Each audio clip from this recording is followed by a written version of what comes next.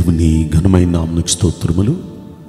ఈ వాగ్దానం వింటున్న మీకందరికీ మన ప్రభువును ప్రియ రక్షకుడైన యేసుక్రీస్తు నామములో శుభములు, మా హృదయపూర్వకమైన వందనములు తెలియచేస్తున్నాం.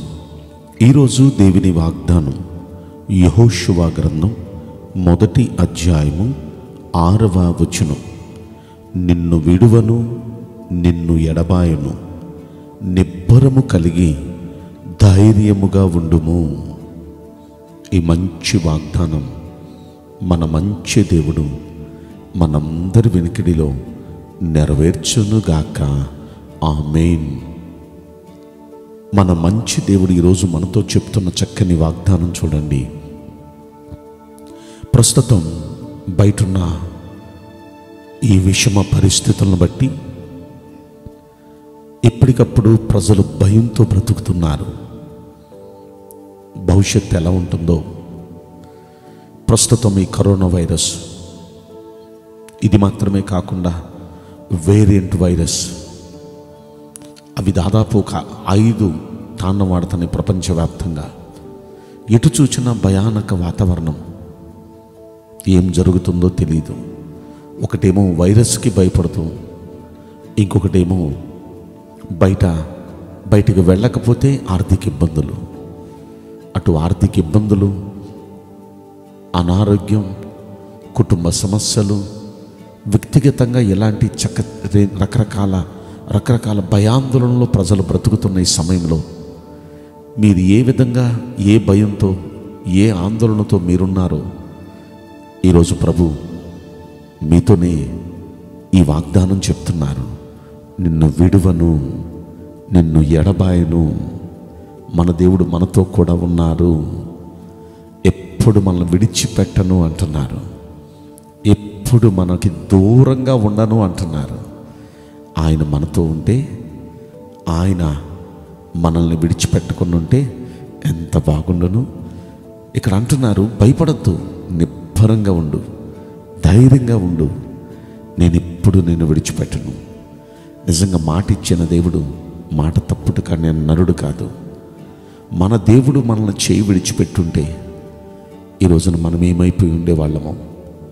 ఈ రోజున మనము, మన కుటుంబాలు ఇంకా క్షేమంగా ఉండడానికి గల కారణం మన దేవుడు మనల్ని చేయి విడవలేదు. ఈ వాగ్దానాన్ని ఒక్కసారి మనం పరిశీలిస్తే, ఇది మన పట్ల నెరవేరాలంటే అక్కడ యెహోషువతో చెప్తున్న ఈ వాగ్దానాన్ని చూద్దాం. యెహోషువ, నేను మోషేకి ఎలా తోడున్నానో నీకు అలాగే తోడుంటాను. మోషే పక్షాన ఎలా అద్భుతాలు చేశానో నీ పక్షాన కూడా అలాగే అద్భుతాలు చేస్తాను.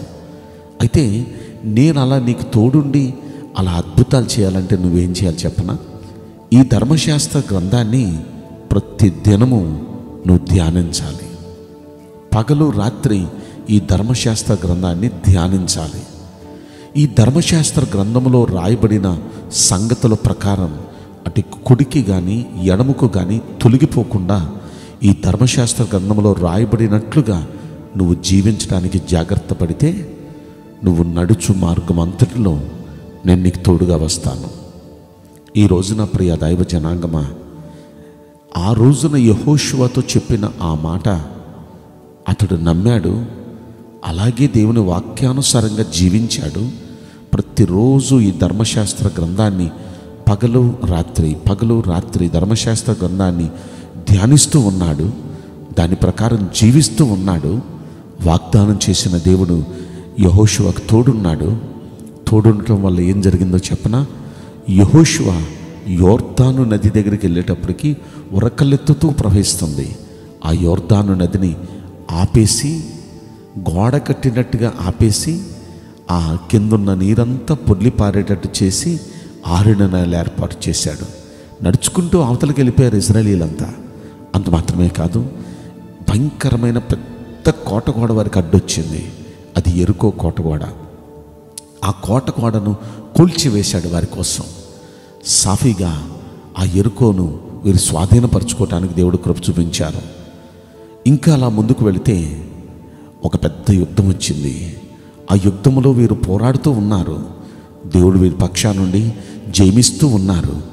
అయితే సూర్యుడు అస్తమించే ఆ సమయం దగ్గర పడుతున్న సమయంలో అయా యుద్ధ భూమిలో మేము జయాపజయాలు మేము చూచే వరకు, మేమందరము శత్రువులపైన కంప్లీట్ విజయం పొందే వరకు సూర్యుడు అస్తమించకూడదయ్యా, సూర్యుడు అస్తమించకూడదు, చంద్రుడు పైకి రాకూడదు, దయచేసి ఆప్ చేయండి అయ్యా అంటే ఈయన ప్రార్థన దేవుడు ఆలకించాడు. సూర్యుడు ఒక నాడెల్లా కదలలేదంట, చంద్రుడు ఒక నాదెల్లా కదలలేదు. ఎక్కడ ఉన్నారో అక్కడే ఉండిపోయారు. యుద్ధ భూమిలో వారు యుద్ధంలో కంప్లీట్గా విజయం పొందే వరకు సూర్యుడు కదలలేదు, చంద్రుడు కదలలేదు. నిజంగా ఇలాంటి అద్భుతాలు ఒకటి కాదు, రెండు కాదు, ఎన్నో అద్భుతాలు. ఇంకో మాటలో చెప్పాలంటే మోషేకు తోడై ఉండి ఎన్ని అద్భుతాలు దేవుడు చేశాడో, యెహోషువకు తోడుండి అంతకంటే ఎక్కువ అద్భుతాలు చేశాడు.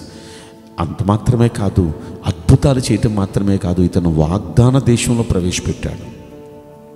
ఆ వాగ్దాన దేశం పాలు తేనెలు ప్రవహించే దేశంలో ప్రవేశపెట్టాడు. ఆ మిక్కిలి మంచి దేశం ఇచ్చాడు. నిజంగా ఈ మాటలు మనం పరిశీలిస్తే వాగ్దానం చేసిన దేవుడు యెహోషువ పట్ల వాగ్దానం నెరవేర్చాడు.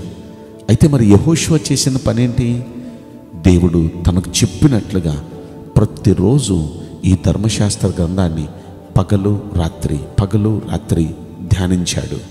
ఆ ధర్మశాస్త్ర గ్రంథంలో రాయబడిన ప్రకారం కుడికి కానీ ఎడమకు కానీ తొలగిపోకుండా ఆ ప్రకారమే నడిచాడు. అందుకే దేవుడు ఆయన్ని విడిచిపెట్టలేదు, ఆయనకి తోడుగా ఉన్నాడు. అన్ని అద్భుతాలు చేసి వాగ్దాన భూమిలో అతన్ని ప్రవేశపెట్టాడు. ఈరోజు ప్రియ దైవ జనాంగమా, ఈ మాటలు వింటున్న మనం కూడా యెహోషువ చేసిన తెలివైన పని చేద్దామా? దేవుని ధర్మశాస్త్ర గ్రంథం, ఈ లేఖనం, ఈ వాక్యం మనకు బైబిల్. ఆ రోజున వారి ధర్మశాస్త్రం పంచగ్రంథాలే కొన్నే ఉన్నాయి. మనకు అంతకన్నా శ్రేష్టమైన వాగ్దానాలతో నిండిన పరిశుద్ధ గ్రంథాన్ని దేవుడు మనకిచ్చాడు. ఈ గ్రంథాన్ని ప్రతిరోజు మనం ధ్యానిస్తే, ప్రతిరోజు ఉదయం ప్రతిరోజు సాయంత్రం ఈ ధర్మశాస్త్ర గ్రంథాన్ని ధ్యానించి దీనిలో రాయబడిన ప్రకారం మనం అటు కుడికి కానీ ఎడమకు కానీ తొలగిపోకుండా వాక్యానుసారంగా మనం జీవించగలిగితే ఖచ్చితంగా యెహోషువకు తోడున్న దేవుడు మనకును తోడుంటాడు. యెహోషువ పక్షాన అద్భుతాలు చేసిన దేవుడు మన పక్షాన కూడా అద్భుతాలు చేస్తాడు. యెహోషువను వాగ్దాన దేశంలో అడుగుపెట్టినట్లుగా చేసిన దేవుడు మనల్ని కూడా వాగ్దానాలన్నిటినీ మన పట్ల నెరవేర్చి మనం జీవితంలో పాలు తేనెలు ఒలుకున్నట్లుగా చేస్తాడు ఆయన. కనుక ఈ మంచి వాగ్దానం నెరవేరాలంటే ఒకే ఒక్క పని యెహోషువ చేశాడు, మనము ఆ పని చేద్దాం. యెహోషువతో అంటున్నాడు, మోషేకు తోడున్నట్లు నీకు తోడుంటానని. నిజంగా ఒక్క పని చేయమన్నాడు, చేశాడు. దేవుడు యెహోషువకు తోడున్నాడు. ఈ పని చేస్తే మనకు కూడా తోడుంటాడుగా. మోషేకు తోడున్న దేవుడు యెహోషువకు తోడున్నాడు. యెహోషువకు తోడున్న దేవుడు ఈరోజు మనకి తోడుగా ఉండునుగాక. ఆమేన్. నేను మీకోసం ప్రార్థన చేయబోతున్నాను.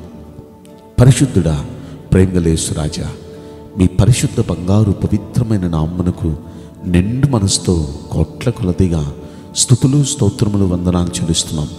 ఈ వాగ్దానం వింటున్న ప్రియుల జీవితంలో దయచేసి ఈ వాగ్దానం నెరవేర్చి కృప చూపించండి. వాగ్దానం చేసిన దేవుడు నమ్మదగిన దేవుడివి.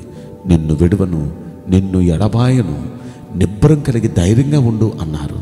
అయితే ప్రభువా, అయ్యా, ఈ వాగ్దానం విన్న మేము అలనాడు యెహోషువ చేసిన ఆ మంచి పని మేము కూడా చేయటకు మాకు సహాయం చేయండి ప్రభా. ఈ వాగ్దానం వింటున్న ప్రతి బిడ్డ ఈరోజే ఒక తీర్మానం చేసుకొని ఇక నుండి ప్రతిరోజు ఉదయము సాయంత్రము మీ లేఖనాన్ని ధ్యానిస్తూ ఈ వాక్య ప్రకారం నడుచుకునే ఆ మనస్సును ప్రతి వ్యక్తికి మీరు ప్రసాదించండి.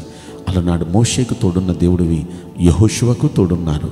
యెహోషువకు తోడున్న దేవుడివి వాగ్దానం వింటున్న ప్రతి వ్యక్తికి తోడుగా ఉండి అద్భుతాలు చేసి ఆశీర్వదించమని ఈ కొద్ది మనవులు నజరేయుడైన యేసుక్రీస్తు ప్రశస్తమైన నామములో మిక్కిలి వినయముతో ప్రార్థించి బ్రతిమలాడి వేడుకుంటున్నాం ప్రియ పరలోకపు తండ్రి. ఆమేన్. May God bless you all. Thank you.